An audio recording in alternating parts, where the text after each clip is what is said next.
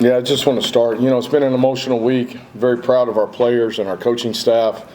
With all the things that have gone on throughout the week, I told y'all throughout the week that guys had shown up, guys had practiced extremely hard, did some really good things, really liked our energy and our tempo and the things that we were doing, and we wanted to roll that into this week.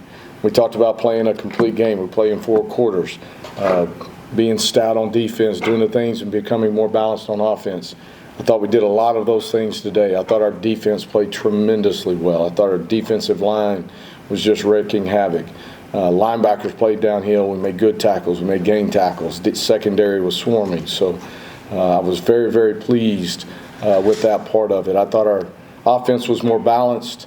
I thought we did a nice job in the run game. I thought we were trying to take our shots when we could, knew it was going to be difficult in their style of defense, but I thought we did a nice job of checking things down, staying ahead of the chains and doing those things. So I couldn't be more proud of our players. I couldn't be more proud of our coaches. This is just 1 week. We've got to continue to keep building. We've got to continue to keep growing. But it was good to have that happen for them. And they went out and earned it. They went out and did it. And couldn't be more proud of them. I want to say thank you to our fans. They showed up today. They were passionate like always. They did a great job at cheering and supporting our players, and that means so much to the guys in that locker room and to our university, so I want to thank them, and please keep doing that. We're going to need your support all the way through this. As we continue to go, it's about stacking weeks together and getting an opportunity, but I thought our players, when you go through everything that they went through this week, the amount of joy and the amount of love that was in that locker room was tremendous. And so we got to continue to keep growing and building on that part of it and continue to keep getting better as a football team. That being said, I'll take questions. We'll start with Andy on the front row. With Rowan specifically today, it didn't have a lot of incompletions. It looked like he was checking down quite a lot, getting through progressions. How do you feel like he did with what the game plan was and what was available to him? Yeah, I thought he worked through the game plan really well. They do so much at keeping roofs on, whether it was in some form of 2-3 cloud. I mean, they're rotating and doing a bunch of stuff back there in the secondary. And so you had to have your eyes in the right spot. You had to do a good job at the receiver spot of trying to find windows and run back through them. We had a couple double move things that we tried to hit. We had a couple of shots down the field that we tried to hit that just weren't there. I mean, they were just too deep. So we did a good job, or he did a good job, of being able to check the ball down, find his underneath stuff, and stay ahead of the chains. Our offensive line gave him time, got a little bit of pressure here and there. For the most part, we did a good job of trying to stay out of 3rd and longs. And but I thought Kyron played within the system, played within himself, and took what they gave him. Be needy, not greedy is what we're always talking about, and I thought he did a good job of that today. Damien. From a defensive standpoint, did Sam make things simpler for the guys this week? And it seemed like because of that, they were just flying around more efficiently and being able to make tackles instead of maybe guessing where they needed to be. Yeah, I don't know if he really made it simpler or any of that part of it. I thought our defensive coaches and Sam had a good defensive game plan. I thought our guys did a really good job of going out and executing that game plan. I thought our defensive line played extremely well. And anytime you're getting that amount of pressure or you're moving the line of scrimmage like they did, it's always going to make good things happen for us. But again, all the gratitude goes to the players. They're the ones out there making plays. David Cunningham. PJ had 7 catches today. Yeah. What allows him and some of the other running backs who caught passes, what allows them to be so efficient? I know you were talking about how Wofford's dropping a lot of guys back, yeah. And so Kyron has to check down, but what allows a guy like PJ to be such a shifty back and get some of those extra yards? Man, you probably need to talk to his mom and dad. They gave it to him, right? So I think, again, Kyron did a nice job of checking things down. Running backs were open because of the amount of depth that those guys were getting. But, not to be funny, but PJ's an electric back, and he's coming off of an injury. Really didn't get a lot of play in spring ball because of that, but has really done a nice job throughout the summer and throughout the fall camp. And now as we've gotten into the season, he's a guy that's tough to tackle in space. Got a lot of space moves about him. He's shifty in that way, and he's reliable. And I thought those guys did a really good job from a running back standpoint of being available, knowing where they could check out to, and being in the right spots and being available for Kyron, and Kyron did a nice job of finding them. Second row, Ryan. I could say, Coach Brooks coached him up on all of that. I could say that part of it. But, yeah. Coach, no Terrion Stewart today. Is he dealing with an injury? Yeah, he's working through some stuff. All right, he's working through some stuff. He's in a good spot. I would foresee him to be back next week, but as he continues to kind of progress, we'll see how that goes. But I know he wanted to be out there today, just wasn't available, and the other guy stepped up and did a nice job. And this is a team that scored twice on special teams so far this year. What did you see from that phase of the game? Yeah, I thought our special teams was tremendous. I mean, kicking game part of it, between all the different guys that kicked today, they did a nice job of placement, did a nice job of being strong in that phase. And then, we had the one, and then we did a nice job of getting down the field and tackling and doing some things. But I thought all of our special teams played tremendously well. And, that's got to continue to be a staple for us. And it's always been a staple for this university. Let's go third row, Joey, and then Andy. Hey, Coach, I have two questions.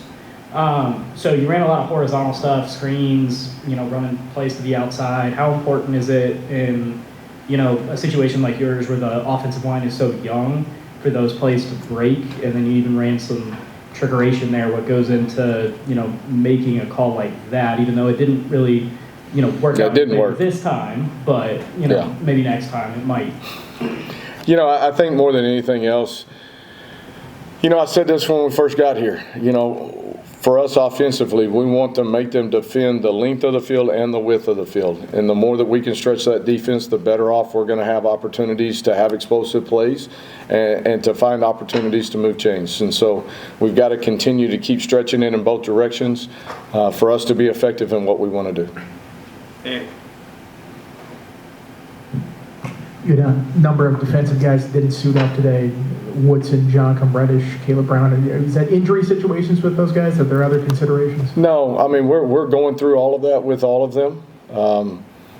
As we continue to keep evaluating in those conversations, that's kind of as we work. But as we kind of get through that part of it, that right now is going to be kind of us talking about it and us working through it. There's some injury things in that. There's some other things, so we'll be fine.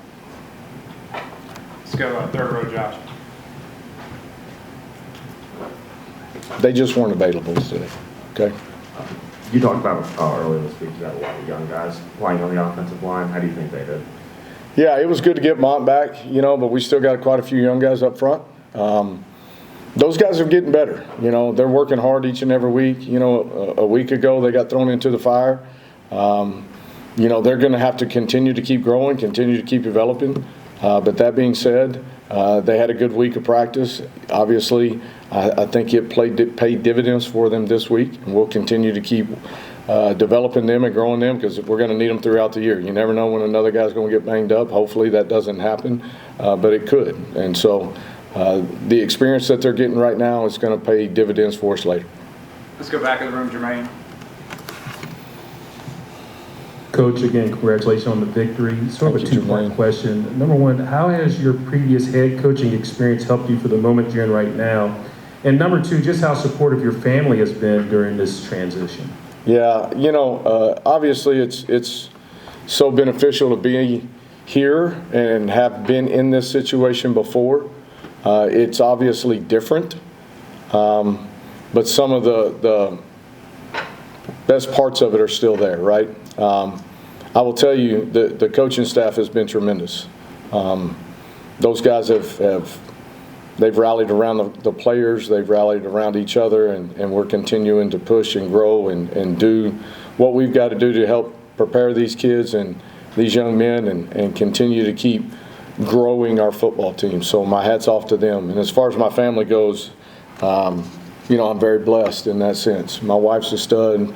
Cannon's doing a great job on the staff. My daughter's here, and she's so supportive, and, couldn't do it without them, for sure. All right, we got 3 more. We're going to stay in the back with Nolan. Yeah, after how long this past week was, I'm sure it was at practice and everything, how good did it feel to go into halftime to kind of jump out to a lead and have control going into halftime? And what was the message to the team there as well? Yeah, the message to the team was, we talked about it all week. Let's play a complete game. Let's play 4 quarters, and we got to go right back out after halftime and establish that momentum again and capture it and then use it. And I thought those guys did a good job of that. So, again, couldn't be more proud of their effort, the way they attacked things this week, and how productive they were. Let's go 3rd row, Tom. Marcellus Hawkins specifically, what did you like in terms of what you saw from him today? Yeah, Hawk's got a lot of juice, a lot of energy. He brings a lot to the table. I thought especially early he did some really nice job of using his vision, using his power, putting his foot in the ground, going and making plays.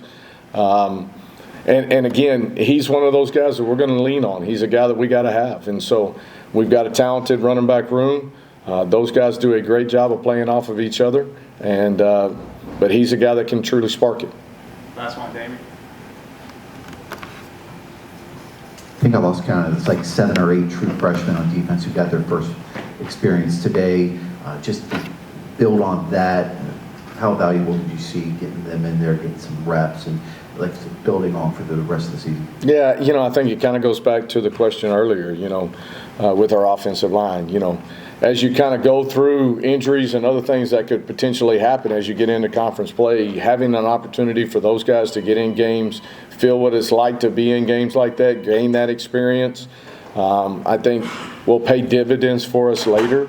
And so we did get a lot of young guys in today, and I was pleased with what they did. Those guys are hungry. They're ready to be on the field, and I'm excited to see them grow. Thanks, Coach Montgomery. All right. Thank y'all. Appreciate you.